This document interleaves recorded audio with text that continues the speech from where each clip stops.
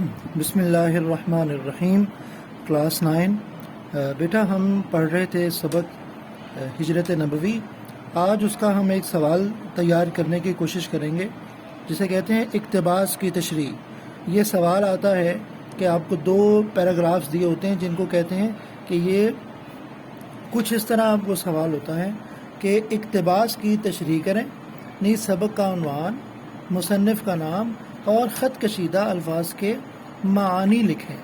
ٹھیک ہے، یہ 5 نمبر کا سوال ہوتا ہے اور یہ 2 پیراگراف دیے جاتے ہیں جس میں سے آپ کو دونوں کرنے ہوتے ہیں اور یہ ٹوٹل جو ہے 10 نمبر کا سوال بن جاتا ہے۔ ٹھیک ہے بیٹا، ایچ جو ہے ان میں سے 5 نمبر کا ہوتا ہے۔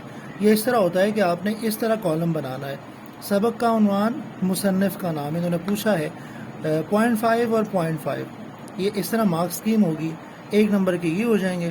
باقی آگے آپ دیکھتے ہیں یہ 4 آپ کو خط کشیدہ الفاظ دیں گے، 1 2 3 4، ایک اقتباس میں 4 ورڈز ہوں گے جن کے اوپر لائن لگی ہوگی، جس لفظ کے اوپر لائن لگی ہوئی ہے آپ نے اس کا میننگ لکھنا ہے۔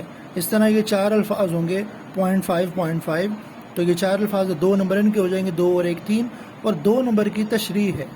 ٹھیک ہے، اب یہ جو تشریح ہے جو ہم پڑھیں گے ابھی تھوڑی دیر میں، یہ آپ دیکھیں گے کہ یہ اگر آپ سمجھتے ہیں کہ 1 صفحے کی ہے تو یہ کم از کم 2 صفحوں کی ہونی چاہیے۔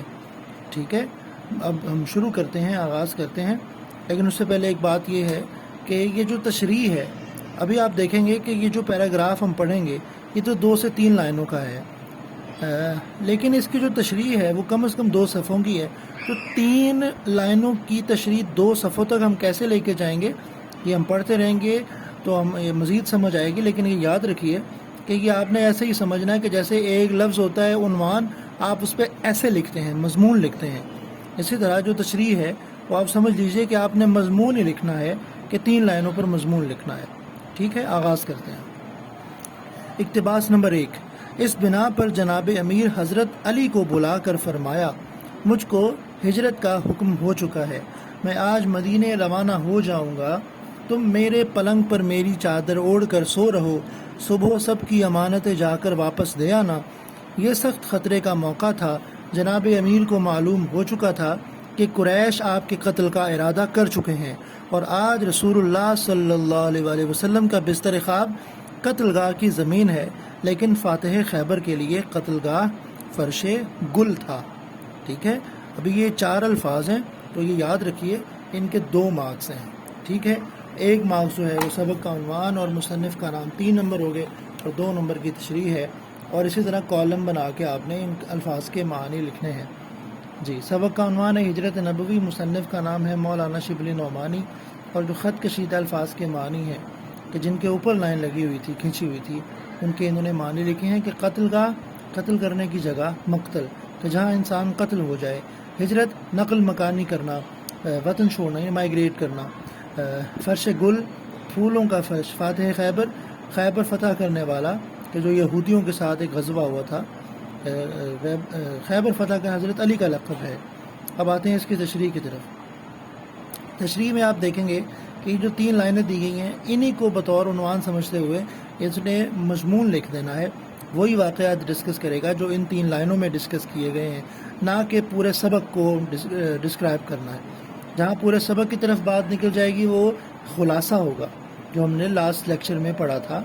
ٹھیک ہے جی، خلاصہ الگ چیز ہے، خلاصے میں تمام سبق کو ڈسکرائب کیا جاتا ہے۔ ٹھیک ہے، اور یہ جو اقتباس کی تشریح والا سوال ہے، اس میں صرف اور صرف اس پیسج کو آپ ڈسکس کرتے ہیں کہ جو آپ کو دیا گیا ہے۔ ٹھیک ہے جی، تشریح۔ جب اللہ تعالیٰ کی طرف سے حضور صلی اللہ علیہ وآلہ وسلم کو ہجرت کا حکم ملا تو آپ نے حضرت علی ابن ابی طالب کو بلایا اور کہا کہ مجھے ہجرت کا حکم ملا ہے، میں آج مدینے چلا جاؤں گا، چونکہ قریش گھر کا گھیراؤ کیے ہوئے ہیں اور یہ چاہتے ہیں کہ مجھے قتل کر دیں۔ اگر انہیں خبر ہوئی کہ میرا بستر خالی ہے تو وہ میری تلاش میں نکل کھڑے ہوں گے، اس لیے آج رات تم میرے بستر پر میری چادر اوڑھ کر سو جانا، تاکہ مکہ والے یہی سمجھیں کہ میں سو رہا ہوں۔ صبح جب تم بیدار ہو تو جن لوگوں کی امانتیں میرے پاس موجود ہیں انہیں واپس کر کے تم بھی مدینے آ جانا۔ اگرچہ کفار مکہ اعلان نبوت کے بعد حضور صلی اللہ علیہ وآلہ وسلم کے جانی دشمن بن چکے تھے، پھر بھی اپنا قیمتی مال و اسباب حضور کے پاس امانت کے طور پر رکھواتے تھے۔ ابھی یہاں دیکھیے کہ صرف ہم نے آدھا پڑھ لیا ہے لیکن یہ ان 3 لائنز کے علاوہ کوئی اور بات نہیں کر رہا، یعنی انداز ہی رکھنا ہے آپ نے۔ حضور کی صداقت اور امانت کا یہ حال تھا کہ اہل مکہ آپ کو صادق اور امین کے نام سے پکارتے تھے۔ حضور صلی اللہ علیہ وآلہ وسلم کو بھی قریش مکہ کی امانتوں کا اتنا احساس تھا کہ حضرت علی کو تاکید کر رہے تھے کہ ان کی امانتیں واپس کرنے کے بعد مدینہ کے لیے روانہ ہونا، یعنی ایک بات ہے اس پر مزید اپنی رائے پیش کرنا کہ بات اسی بات کی حد میں رہے، کہیں اور نہ نکلے۔ حضور کو بھی قریش مکہ کی ہجرت کی رات جو ہے وہ آزمائش کی رات تھی۔ حضرت علی کو معلوم ہو چکا تھا کہ قریش نعوذ باللہ حضور کے قتل کا ارادہ کر چکے ہیں، اس لیے آج کی رات حضور کا بستر مقتل کی زمین ہے، لیکن فاتح خیبر کے لیے بستر رسول قتل گاہ نہیں بلکہ پھولوں کی سیج تھی۔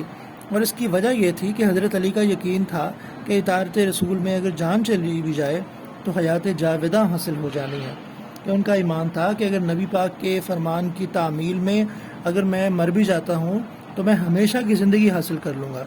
حیات جاودہ کا مطلب ہے ہمیشہ کی زندگی۔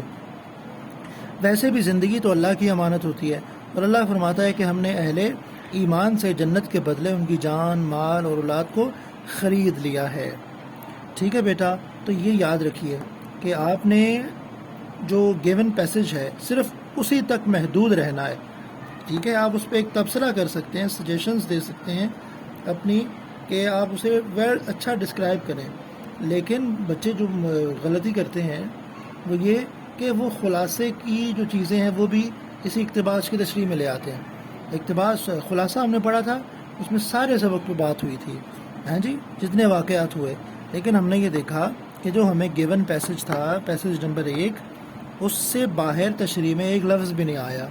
ٹھیک ہے نا جی، تو اسے بڑے اچھے طریقے سے بیٹے آپ نے غور سے سننا ہے، ان باتوں کو اچھے سے سمجھنا ہے، تاکہ آگے ہم 3-4 اکٹھے پڑھ لیں اور ہمیں ان باتوں پر زیادہ جو ہے وہ کنفیوژن نہ ہو۔